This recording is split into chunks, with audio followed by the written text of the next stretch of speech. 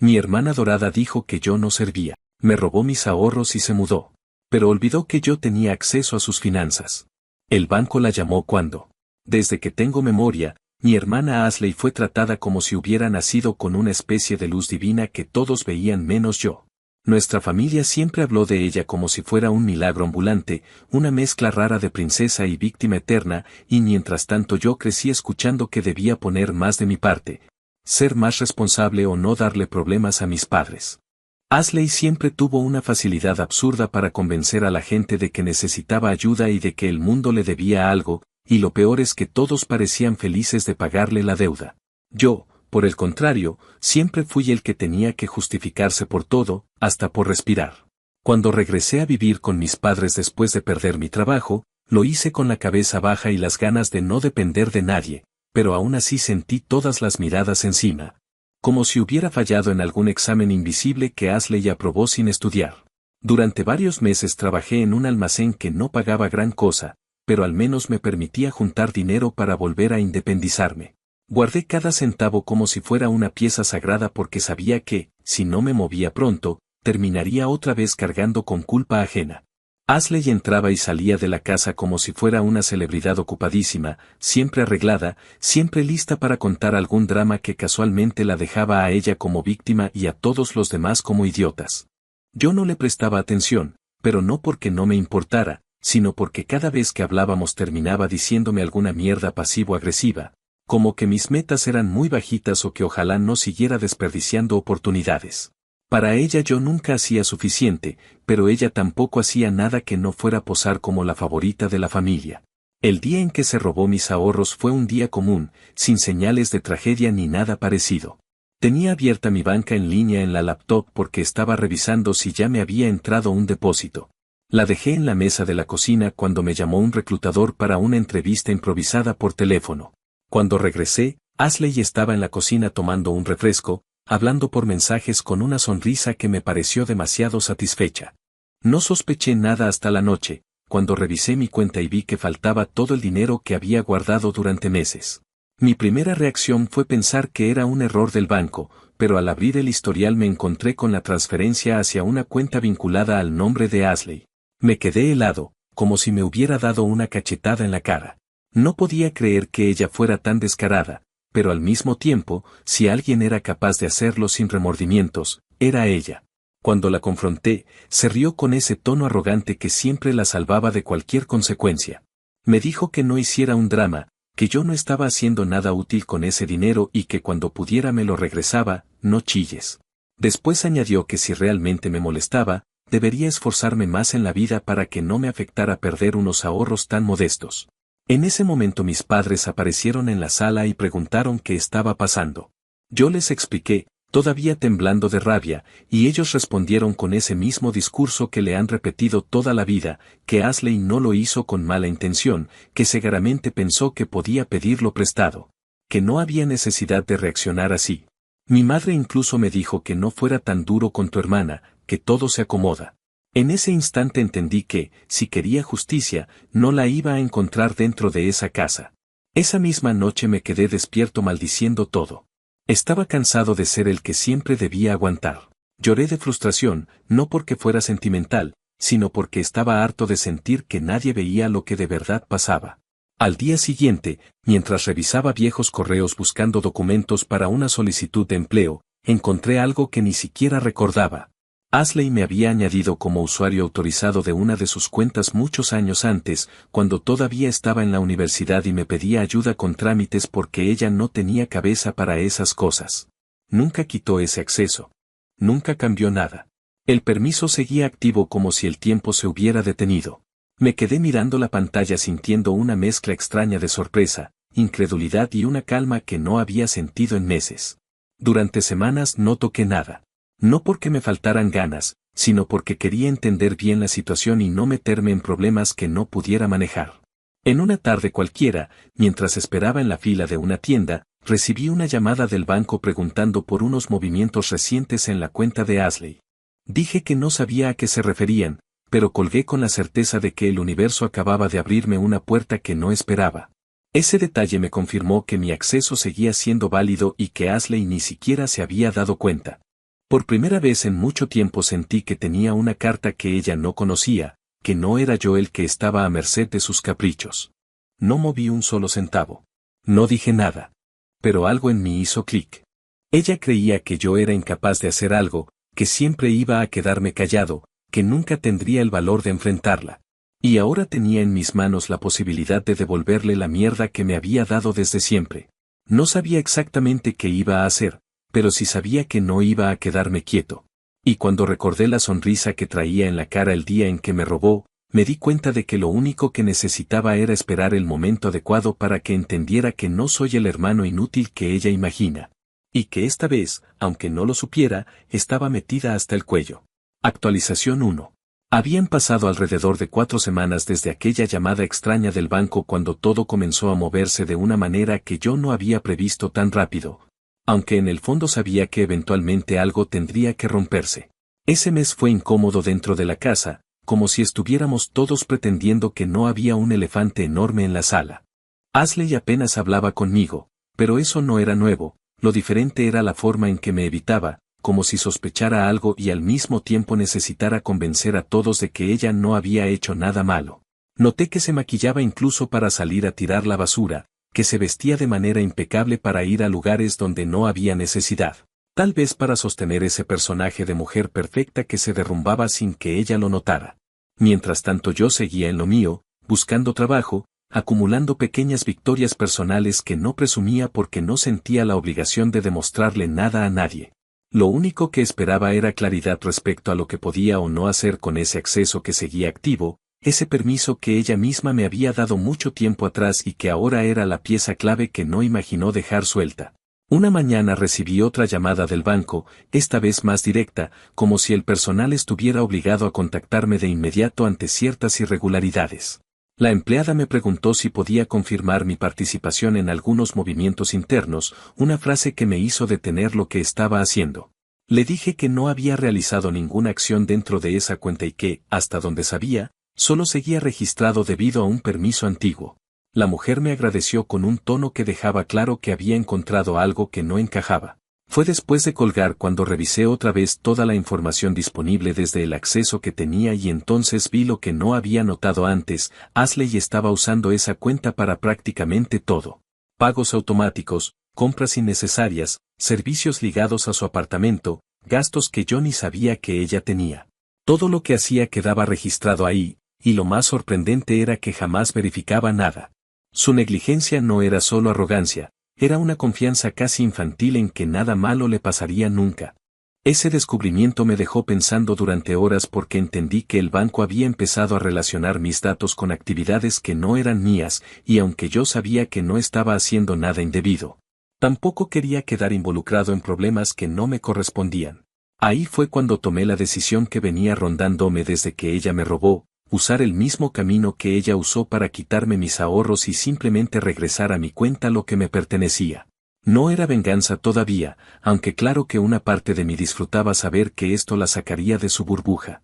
Lo que me movió fue la convicción de que nadie estaba dispuesto a ponerle un límite y que si yo no lo hacía, ella iba a seguir pasando por encima de todos, incluyéndome.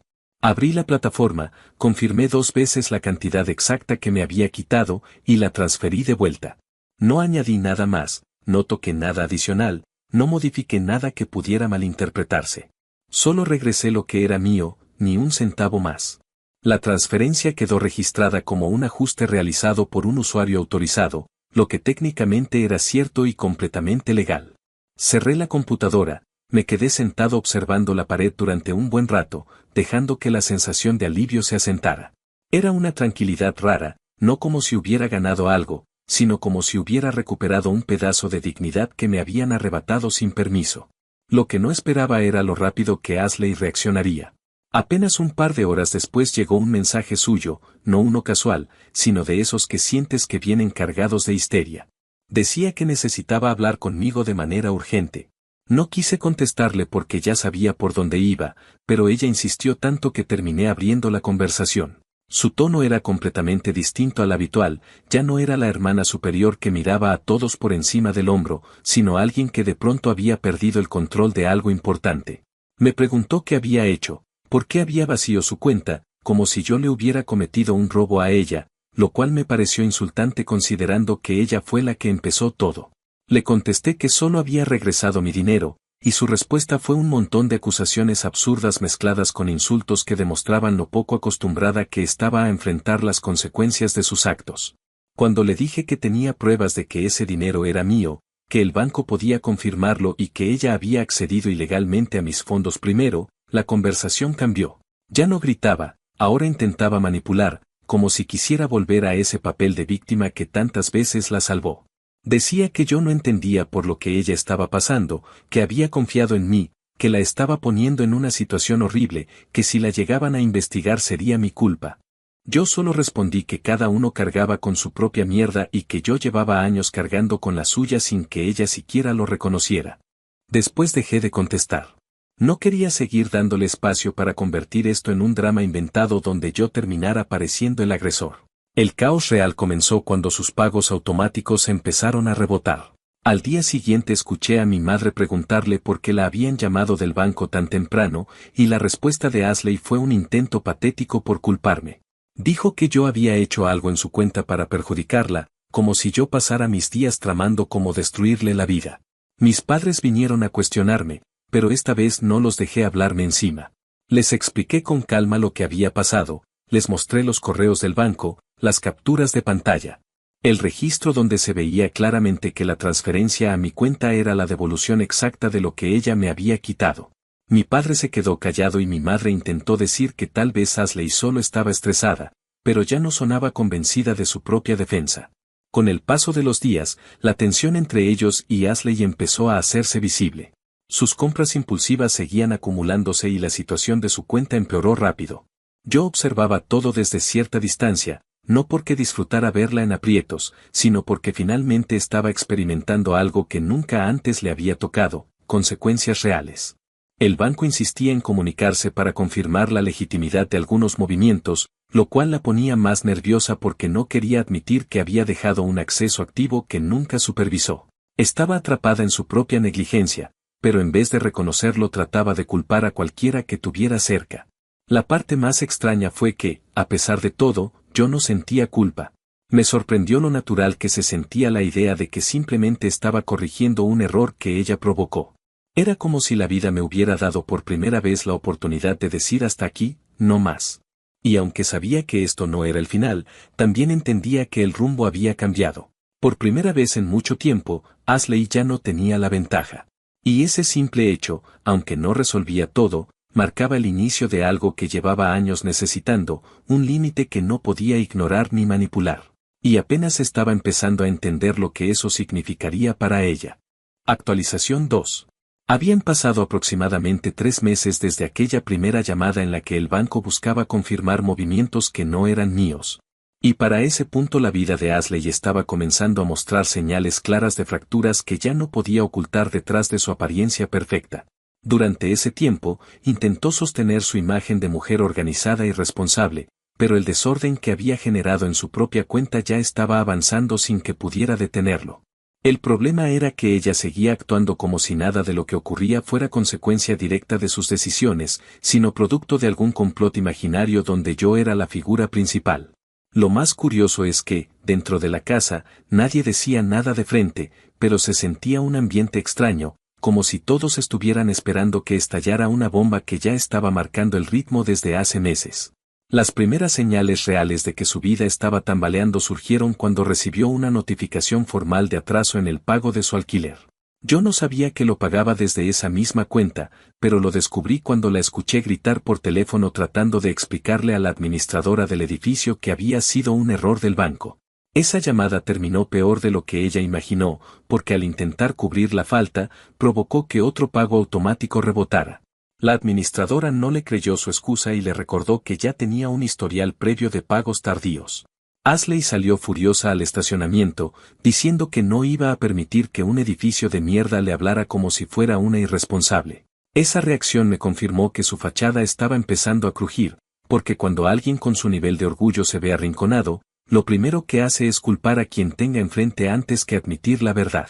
Conforme pasaban las semanas, los avisos se volvieron más insistentes y su desesperación más evidente.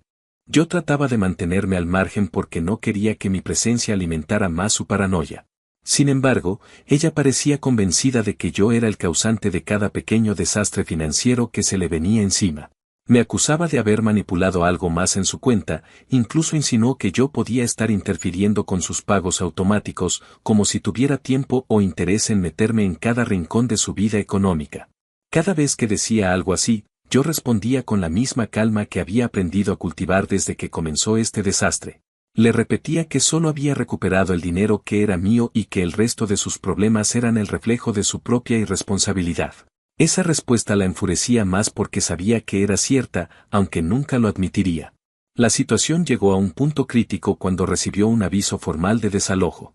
No un recordatorio ni una advertencia ligera, sino un documento real que exigía que abandonara su departamento. Recuerdo que llegó a la casa hecha un desastre, llorando y gritando, diciendo que su administradora era una incompetente, que el banco estaba actuando de manera sospechosa y que yo tenía que haber hecho algo más en su cuenta porque nada de eso tenía sentido. Mis padres se alarmaron, pero incluso ellos parecían menos convencidos de su inocencia ahora que las consecuencias ya no podían disfrazarse. Mi madre intentó consolarla, diciéndole que siempre había una solución, que no se preocupara, pero Ashley estaba demasiado alterada para escuchar. Decía que iba a llamar a un abogado porque era obvio que alguien estaba saboteándola, y en ese momento me nombró como si yo fuera un enemigo oculto al que tenía que desenmascarar. La idea de que intentaría demandarme surgió esa misma noche, cuando entró a mi cuarto sin tocar la puerta y anunció que iba a tomar acciones legales. Dijo que un abogado le había dicho que podía demandarme por manipulación de cuentas y por haberle causado un daño económico. Yo le respondí que hiciera lo que creyera necesario, pero que más le valía estar segura de los pasos que estaba tomando. Esa serenidad la desconcertó, porque ella esperaba que yo entrara en pánico o que suplicara para que no procediera. Lo cierto es que yo ya sabía que su intento legal no tenía ningún futuro. Ella era la que había robado dinero, había usado mi computadora sin permiso y había dejado abierto un acceso que no se molestó en cerrar durante años. Si alguien investigaba a fondo, el único nombre que iba a sufrir consecuencias sería el de ella. Pero Ashley nunca veía más allá de sus emociones inmediatas. Al día siguiente efectivamente se reunió con un abogado, y aunque nunca supe con precisión qué ocurrió dentro de esa oficina, lo adiviné por la forma en que regresó a la casa. Entró sin decir nada, caminando como si el aire pesara demasiado, y cuando mi madre le preguntó si tenía buenas noticias, Ashley solo respondió que el abogado quería revisar más documentos. Sin embargo, esa noche la escuché hablar con una amiga por teléfono y pude oír claramente cómo decía que el abogado le había explicado que iniciar un proceso legal contra mí implicaba abrir todos los registros bancarios, incluyendo los movimientos que ella misma había hecho, y que eso podía volverse en su contra porque las fechas y cantidades dejaban claro quién tomó el dinero primero. También le dijo que yo estaba en mi derecho de transferir de vuelta mis fondos y que, desde el punto de vista legal, yo había sido sorprendentemente cuidadoso. El tono en su voz no era solo frustración, era miedo. Por primera vez estaba enfrentando la posibilidad real de que sus acciones fueran examinadas sin la protección de su encanto habitual. Ese miedo creció cuando comenzaron a circular rumores en la familia. No sé exactamente quién lo inició, pero una tía comentó en una reunión que Ashley había tenido problemas financieros serios últimamente y que no era la primera vez que manejaba dinero de manera irresponsable. Aunque no era una acusación directa, bastó para que otros empezaran a compartir anécdotas. De repente, todas esas pequeñas señales que la familia ignoró durante años cobraron sentido. Su fama de manipuladora comenzó a filtrarse entre parientes que antes la alababan sin cuestionar nada. No era un ataque organizado, sino una acumulación espontánea de verdades que habían estado guardadas. Al enterarse, Ashley se volvió aún más inestable, diciendo que todos estaban exagerando, que había gente tratando de destruirla, que yo era el origen de su desgracia. Su desesperación había cruzado una línea. Fue en ese estado, acorralada y ya sin herramientas para salvar la situación, cuando finalmente se acercó a mí intentando apelar a la versión más vieja de nuestra relación, esa en la que yo siempre terminaba cediendo ante sus lloriqueos. Me pidió que firmara una carta donde dijera que todo había sido un malentendido, que yo había autorizado ciertas cosas y que no había actuado de mala fe. Me lo pidió llorando, diciendo que su trabajo estaba empezando a investigar algunos movimientos y que necesitaba limpiar su nombre para no perderlo todo. Era evidente que no me estaba hablando como hermano, sino como la última tabla de salvación que le quedaba. Me dijo que, si yo no la ayudaba, podía terminar metida en un problema más grande del que podía manejar. Yo la escuché sin interrumpirla, no por compasión, sino porque quería entender hasta dónde era capaz de llegar para librarse de sus propias consecuencias. Cuando terminó, le dije que no iba a afirmar nada. Que ella había tomado mis ahorros sin permiso, que nunca pensó en cómo me afectaría, que intentó manipular la situación para quedar como víctima y que, aún ahora, no estaba buscando hacerse responsable sino esconder el desastre. Ella respondió que yo estaba siendo cruel, que no podía creer que prefiriera verla hundirse antes que ayudarla. Yo le contesté que yo pasé años hundido por culpa de ella y que nadie se preocupó entonces por mis problemas. Antes de que pudiera replicar, me levanté y abrí la puerta, indicando que la conversación había terminado. Entendió que no iba a conseguir lo que quería, y la rabia que apareció en su rostro me confirmó que nunca había pedido ayuda desde un lugar honesto. Lo único que buscaba era alguien que absorbiera el golpe por ella. Después de eso, dejó de hablarme por completo. La casa, que ya era tensa, se volvió un espacio lleno de silencios incómodos y acusaciones implícitas. Pero yo ya no tenía nada que explicar. La verdad estaba ahí para quien quisiera verla. Y aunque sabía que las cosas todavía podían ponerse peores, comprendí que Ashley estaba al borde de un colapso que no tenía nada que ver conmigo. Era la suma de todos los privilegios que creyó tener, todas las faltas que nunca asumió y toda la mierda que dejó acumulando durante años sin pensar en las consecuencias. Por primera vez, estaba enfrentando una vida donde nadie iba a resolverle los problemas. Y aunque no lo diría en voz alta, sabía que aquello apenas era el comienzo de su caída. Actualización final. Habían pasado aproximadamente 6 meses desde el día en que recuperé mis ahorros y desde entonces todo se había ido acomodando en una especie de orden extraño donde cada cosa caía en su lugar sin que yo tuviera que mover un dedo. Ashley, en cambio, parecía atrapada en una espiral que ella misma había empezado y que ahora avanzaba con una fuerza que ya no podía detener. Después del intento fallido de demandarme y de su patético esfuerzo por conseguir que firmara aquella carta donde me pedía que asumiera una culpa inexistente, su vida comenzó a desmoronarse con una velocidad que incluso a mí me sorprendió. No porque yo creyera que ella era capaz de manejar sus responsabilidades, sino porque nunca imaginé que la suma de todas sus decisiones imprudentes se le devolvería con tanta consistencia. Era como si todos los años en los que había esquivado consecuencias finalmente hubieran decidido cobrarle factura. El primer golpe serio llegó cuando recibió una notificación de su trabajo. Yo estaba desayunando cuando escuché a mi padre llamar a Ashley desde la sala con un tono preocupado. Ella bajó las escaleras arrastrando los pies, como si ya supiera que no venían buenas noticias.